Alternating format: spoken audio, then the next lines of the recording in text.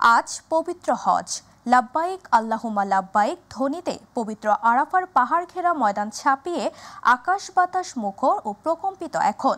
আরাফাতের ময়দানে অবস্থিত মসজিদে নামিরা থেকে আজ হজের খুতবা প্রদান করবেন মসজিদুল হারামের প্রবীণ ইমাম শায়েখ সালেহ বিন আবদুল্লাহ হুমাইদ। তার প্রদত্ত খুতবা শুধু আরবি ভাষায় নয়, বিশ্বের 34টি ভাষায় অনুবাদ করা হবে। হাজিরা আজ সূর্যাস্ত পর্যন্ত আরাফায় অবস্থান করবেন। সন্ধ্যায় রওনা হবেন মুজদালিফার উদ্দেশ্যে। সেখানে রাত যাপন করবেন এবং সেখান থেকে শয়তানকে পাথর মারার জন্য পাথর সংগ্রহ করবেন। হজ যাত্রীরা আরাফার ময়দানে মসজিদে নামিরা থেকে প্রদত্ত হজের খুতবা শুনবেন। সেখানে তারা জোহর ও আসরের নামাজ একসঙ্গে পড়বেন। পবিত্র ঈদুল আজহার নামাজ আদায়ের জন্য প্রস্তুত জাতীয় ঈদগাহ মাঠ। প্যান্ডেল ও কার্পেট বিছানোর কাজও শেষ হয়েছে। ময়দান ঢেকে দেওয়া হয়েছে ত্রিপল দিয়ে। নেওয়া হয়েছে 5 স্তরের নিরাপত্তা ব্যবস্থা। ঈদের প্রধান জামাত অনুষ্ঠিত হবে সকাল 7:30টায়। শিমুল খানের রিপোর্ট।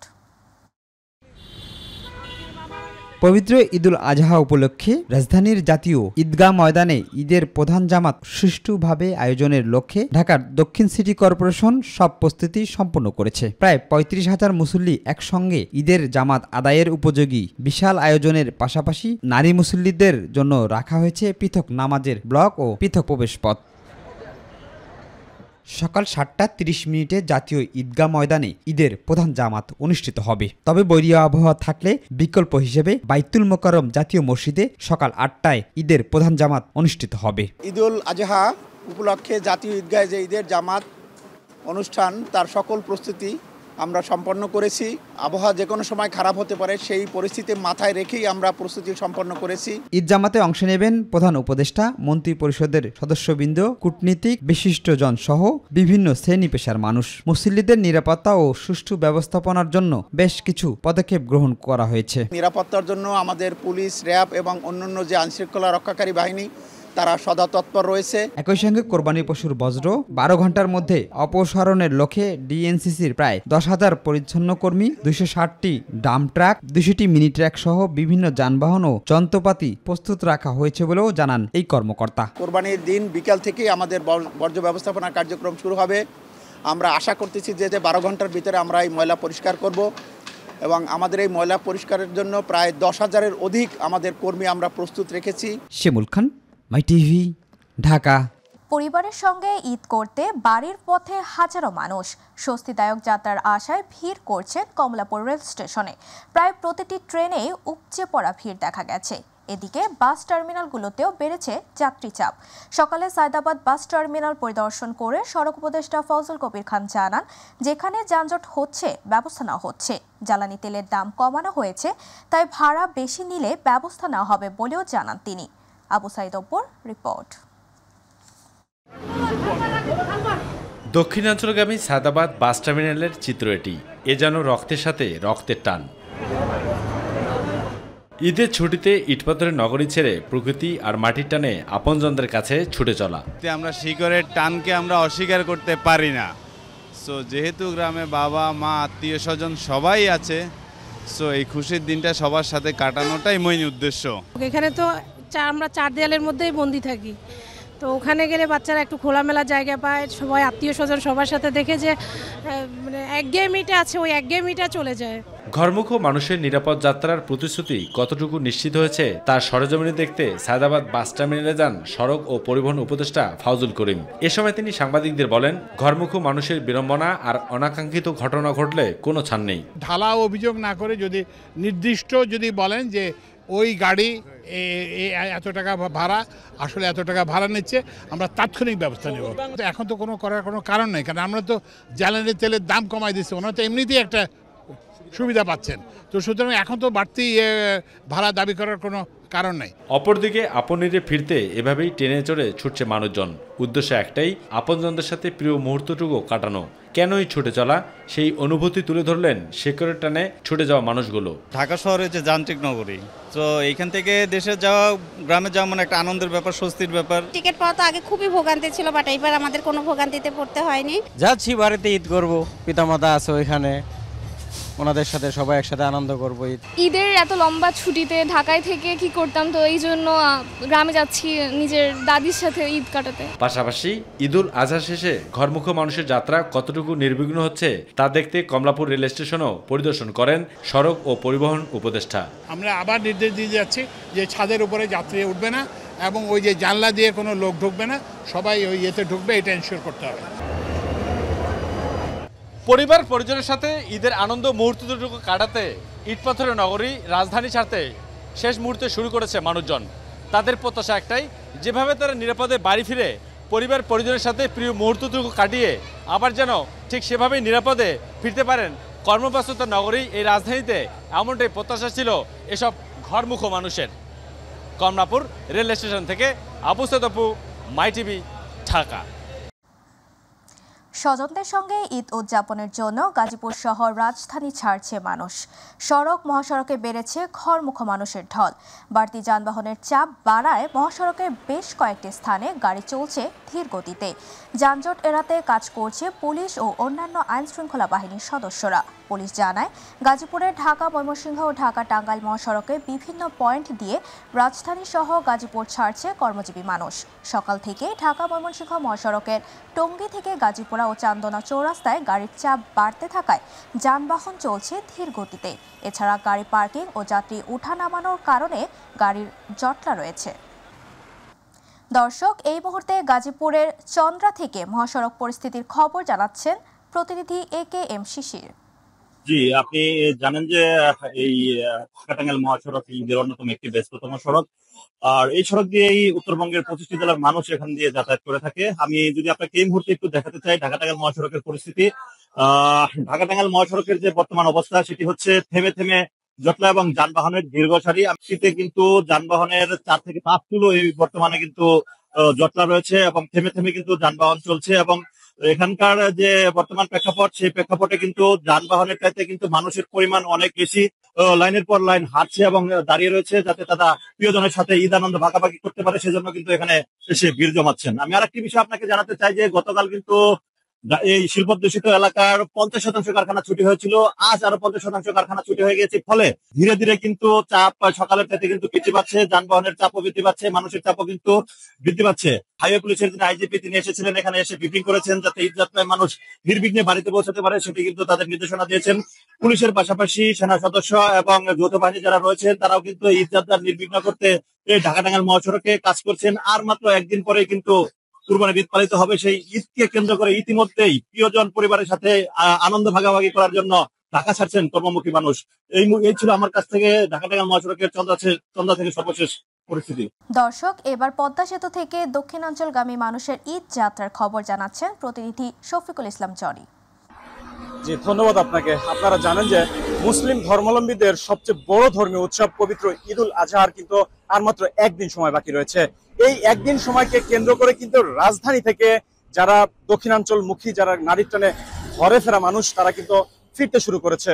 আপনাকে যদি সড়কের একটি দৃশ্য দেখাই, আমি এই মুহূর্তে রয়েছি পদ্মা সেতু টোল প্লাজা এলাকায়। এই জায়গার যে দৃশ্যটি সেটি কিন্তু রাজধানী ঢাকা থেকে যে দক্ষিণাঞ্চলমুখী যে সড়কের যে গাড়িগুলো রয়েছে সেটির কিন্তু কিছু চাপ আমরা দেখছি। বলা যায় যে বেলা বাড়ার সাথে সাথে সেই চাপ কিন্তু আস্তে আস্তে বাড়তে শুরু করেছে। আপনাকে যদি এই বাম পাশের যে চিত্রটি দেখাই, সেটি হচ্ছে যে দক্ষিণাঞ্চল থেকে ঢাকামুখী যে যানবাহনগুলো রয়েছে এখানে কিন্তু সামান্য কিছু চাপ দেখতে পাওয়া যাচ্ছে।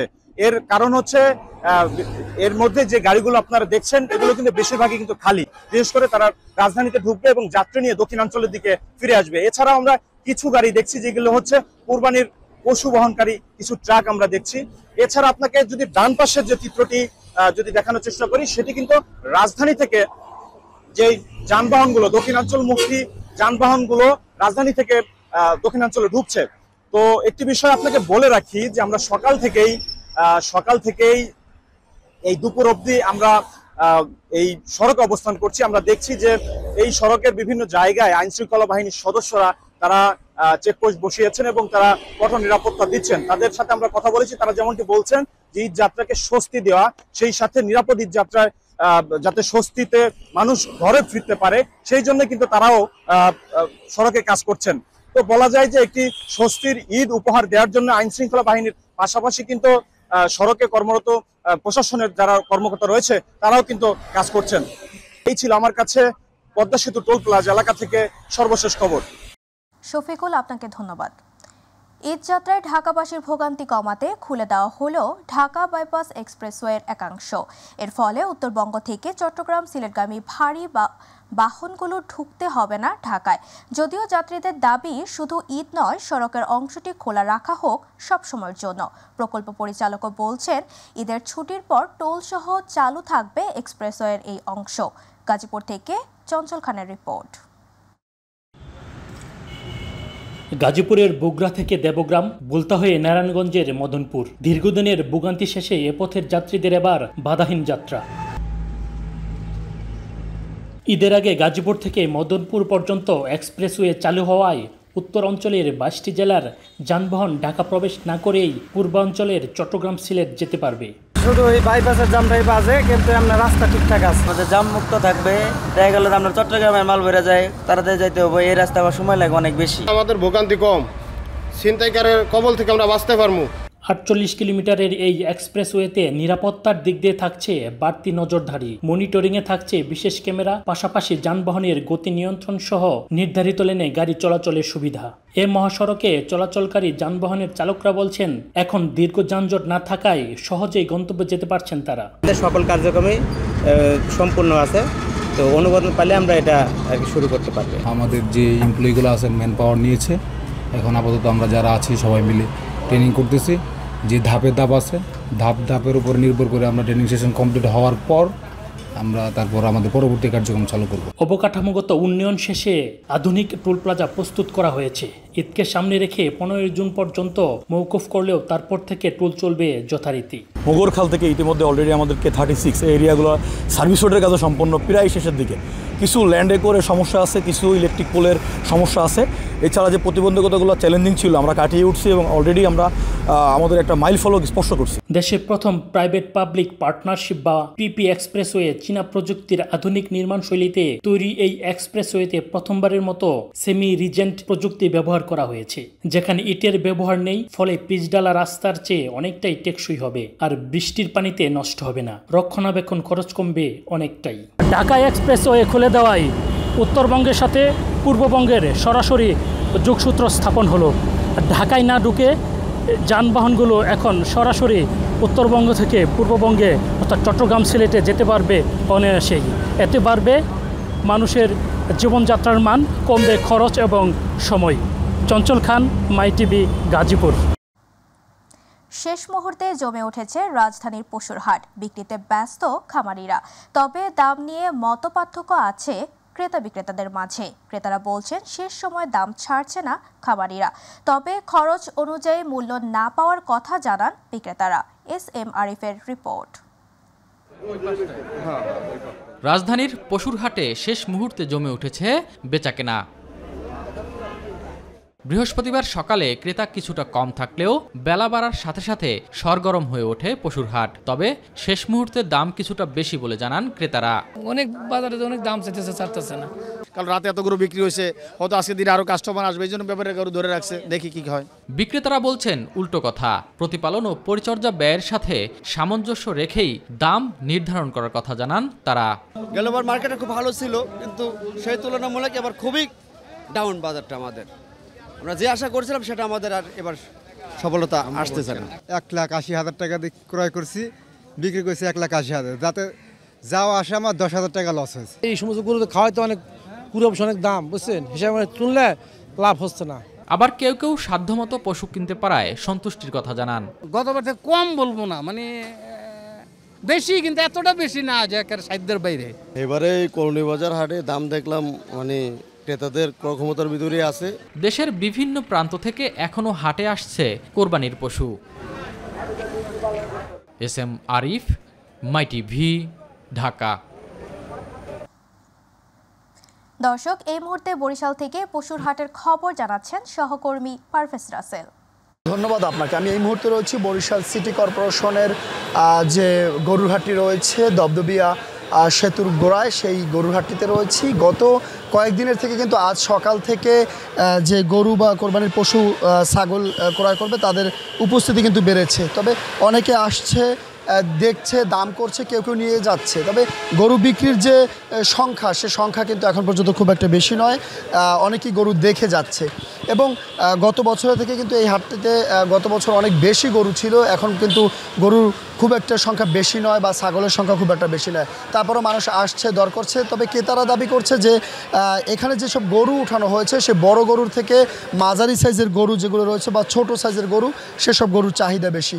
আর এই গরুর চাহিদা বেশি হওয়ার কারণে ক্রেতারা বা পাইকার অথবা যারা ব্যাপারী রয়েছে তারা কিন্তু গরুর দামটা কিছুটা বাড়িয়ে দিয়েছে। অনেকে আবার বাধ্য হয়ে কেজি দরে যেসব গরু বিক্রি হচ্ছে বিভিন্ন অ্যাগ্রো ফিডে বা অ্যাগ্রো খামারে, সেসব খামারেও চলে যাচ্ছে। সব মিলিয়ে বরিশালের গরুর হাট কিন্তু শেষ মুহূর্তে জমে উঠেছে। তবে আমরা গরুর হাটকে নিরাপত্তা নিশ্চিত করতে কিন্তু আজ সকালে এখানে বরিশালের র্যাবের যিনি অধিনায়ক ছিলেন তিনি এসেছেন, পুলিশের একাধিক সদস্য রয়েছে, আনসার রয়েছে। সবাই প্রত্যাশা করছে যে একটি সুন্দর নিরাপত্তার মধ্যে দিয়ে আগামীর কোরবানির যেন অনুষ্ঠিত হতে পারে, এই প্রত্যাশা সবার। তো আপাতত এই রয়েছে বরিশালের গরুর হাট থেকে আমার কাছে সবশেষ তথ্য। রাসেল, আপনাকে ধন্যবাদ। ঈদুল আজহা ঘিরে ব্যস্ত ঝালকাঠির নলছিটির কামারপল্লীগুলো। চাপাটি, চুড়ি, বটি সহ বিভিন্ন সরঞ্জাম বানাতে দিনরাত পরিশ্রম করছেন কারিগররা। তবে বেচা বিক্রি কিছুটা কম বলে ভালো নেই কামার শিল্পীরা। কয়লা সহ সরঞ্জামের দাম কিছুটা বেড়েছে বলছেন বিক্রেতারা। প্রতিনিধি রাশেদ খান মিঠুর তথ্যচিত্রে আরও জানাচ্ছেন শামস তাবরিজ উচ্ছ্বাস। ঈদুল আজহাকে সামনে রেখে এখন ব্যস্ত সময় পার করছেন কামারপল্লীর শিল্পীরা। টুংটাং শব্দই বলছে ঈদ লেগেছে কামারের দোকানে। দিনরাত চলছে চাপাতি, দা, বটি, ছুরি তৈরি ও শানের কাজ। কয়লার দগদগে আগুনে লোহাকে পুড়িয়ে পিটিয়ে তৈরি করছে সব ধরনের ধারালো সামগ্রী। বংশ পরম্পরায় বহন করে চলা এই শিল্পের তৈরি। সারা বছর কাজ কম থাকলেও কোরবানির ঈদ আসলে কিছুটা ব্যস্ততা বাড়ে কামারদের। আমার বাবাই ওই ব্যবসা করছে, আমিও এই ব্যবসা করি, কিন্তু তুলনামূলকভাবে প্রত্যেকবারে ঠিক নেই, এবার কাম অনেক খারাপ, অনেক কম। বর্তমানের যে অবস্থা, তাতে সংসার টিয়া ব্যবসা বাণিজ্য করিয়া ধরিয়া রাখা ঐতিহ্য খুবই আমাদের কষ্টকর। সর্ব জিনিসের দাম বাড়ছে, মনে করেন কয়লার দাম বেড়ে গেছে, তারপর কর্মচারীর বেতন বাড়ছে, আমাকে বেচা কিনা অনেক কমে গেছে। আমাদের চারপুরেই কাম চলে, কিন্তু এখন কাজকর্ম খুব কম, আমরা খুব অসুবিধার মধ্যে আছি। তবে স্থানীয় কারিগররা জানান, গতবারের তুলনায় এবার কোরবানির ঈদে বেচা বিক্রি এবং কর্মের পরিধি কিছুটা কম। লোহার দাম একটু বেশি হয়, সকল সরঞ্জামের দাম একটু বেশি। সরকারি সহযোগিতা না পেলে এই পেশা টিকিয়ে রাখা কঠিন হবে বলছেন অনেকে। বিগত বছরের তুলনায় এবছর তাদের কর্মযোগ্য কিছুটা কম। তো এক্ষেত্রে সরকারি সহায়তার বিষয় হচ্ছে তারা যদি আমাদের কাছে আসে এবং আমরা সরকারের ঊর্ধ্বতন কর্তৃপক্ষ বরাবর আমরা তাদের যে আবেদন এবং নিবেদন এটি আমরা পৌঁছে দিতে পারি। সরকারের প্রণোদনা এবং কামারপল্লীর জীবনমান উন্নয়নে সহযোগিতার কথা জানিয়েছে উপজেলা প্রশাসন। লোহার তৈরি ছোট ছুরি বিক্রি হচ্ছে 100 থেকে 250 টাকায়, জবাইকৃত ছুরি মিলছে 500 থেকে 1000 টাকায় এবং বিভিন্ন সাইজের চাপাতি মিলছে 600 থেকে 2000 টাকা দরে। শামস তাবরিজ উচ্ছ্বাস, মাই টিভি নিউজ ডেস্ক। বিচারপতি অপসারণের ক্ষমতায় সুপ্রিম জুডিশিয়াল কাউন্সিলের হাতে রেখে সংবিধানের 96 অনুচ্ছেদ পুনরুজ্জীবিত করে পূর্ণাঙ্গ রায় প্রকাশ করেছেন সুপ্রিম কোর্টের আপিল বিভাগ। সকালে সুপ্রিম কোর্টের ওয়েবসাইটে 50 পাতার এর রায় প্রকাশ করা হয়। এর আগে গত 20 অক্টোবর আওয়ামী লীগ সরকারের সময় সংবিধানের ষোড়শ সংশোধনীর মাধ্যমে বিচারপতি অপসারণের যে ক্ষমতা সংশোধনের হাতে ন্যস্ত করা হয়েছিল সেটি নিয়ে সংক্ষিপ্ত রায় প্রকাশ করেন আপিল বিভাগ। 94টি কারণ দেখিয়ে 2017 সালের 24 ডিসেম্বর শেখ হাসিনা নেতৃত্বাধীন সরকার আপিল বিভাগে 908 পৃষ্ঠার রিভিউ পিটিশন দাখিল করে। 2016 সালের মে মাসে সংবিধানের ষোড়শ সংশোধনী অবৈধ ও বাতিল ঘোষণা করে রায় দেন হাইকোর্ট। পরে হাইকোর্টের ওই রায়ের বিরুদ্ধে আপিল করে সরকার। তবে আপিল বিভাগ সেই আপিল খারিজ করে হাইকোর্টের রায় বহাল রাখেন।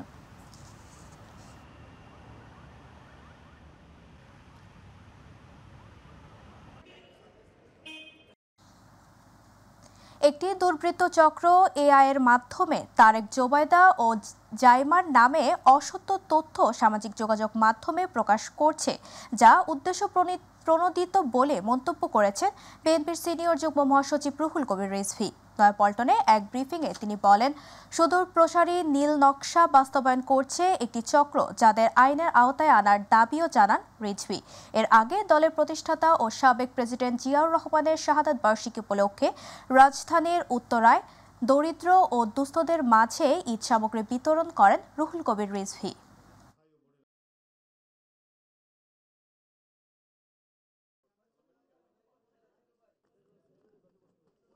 প্রযুক্তির সুযোগ নিয়ে ডাক্তার জুবাইদা রহমান এবং ব্যারিস্টার জাইমা রহমানকে নিয়ে যে ধরনের মিথ্যা মন্তব্য বক্তব্য ফেসবুকে পোস্ট করা হচ্ছে, বিভিন্ন যোগাযোগ মাধ্যমে পোস্ট করা হচ্ছে এবং এআইকে দিয়ে তাদের নানা ধরনের ছবি এবং ভিডিও তৈরি করা হচ্ছে, সেটা জনগণ সহ কেউ যাতে বিভ্রান্ত না হয়। আমি দৃঢ়কণ্ঠে আপনাদের মাধ্যমে ঘোষণা করছি যে ডাক্তার জুবাইদা রহমান ও ব্যারিস্টার জাইমা রহমানের কোনো ফেসবুক অ্যাকাউন্ট নেই।